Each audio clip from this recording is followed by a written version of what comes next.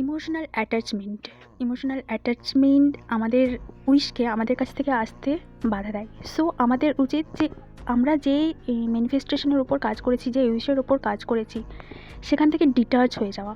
এই বিশ্বাসের সাথে যে যেটা আমরা করেছি সেটা 100% সাকসেসফুল হয়ে গেছে অ্যান্ড সেটা আমার কাছে চলে আসবে, ডিভাইন টাইমে চলে আসবে। তো এটা না যে আমি করেছি হবে কি না, নো, এই রকম বিলিভ রাখার চেয়ে না রাখা অনেক ভালো। সো এটাকে করাও এভাবে করা উচিত যে আমি যেটা করেছি সেটা 100% সাকসেসফুল হয়ে গেছে, সেটা আমার কাছে আসছে।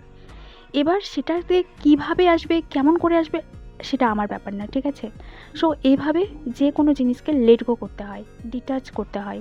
সো ইমোশনাল অ্যান্ড ডিটাচমেন্ট এই জন্য খুব দরকার। কেন কি আমরা যখন থেকে ছাড়বো না সেই জিনিসটা ততক্ষণ পর্যন্ত আমাদের কাছে আসবে না, ঠিক আছে? আমরা যখন ছাড়বো তখনই কিন্তু ইউনিভার্স ওই জিনিসের ওপর কাজ করবে।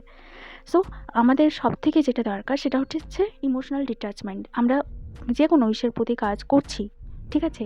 কিন্তু এই বিলিফের সাথে, এই ফেথের সাথে যে না, আমি এই কাজটা করছি মানে সেটা আমার জন্যই, ঠিক আছে? এটা আমার মাইন্ডে এসছে আমার লাইফে আসবে বলেই, অ্যান্ড এটার উপর আমি কাজ করে নিয়েছি। সো আমার কাজ শেষ। এবার ইউনিভার্সের কাজ কীভাবে দেবে, কোথা থেকে দেবে, সেটা আমার প্রবলেম না, বাট আমি পাবো অ্যান্ড 100% পাবো, এটা আমার বিলিভ, ঠিক আছে? এইভাবে যখন আমরা বিলিভ নিয়ে ল অফ অ্যাট্রাকশনের ওপর কাজ করব, তখন সেটা 100% আমাদের কাছে চলে আসবে, ঠিক আছে?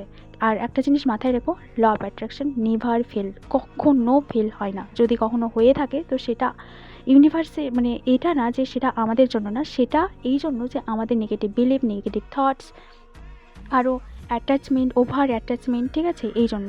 আর আমাদের মধ্যে যে নেগেটিভ ইমোশনগুলো থাকে সেগুলোর জন্য। সো ম্যানিফেস্টেশন নেভার ফেল, ঠিক আছে? মাথায় রেখো।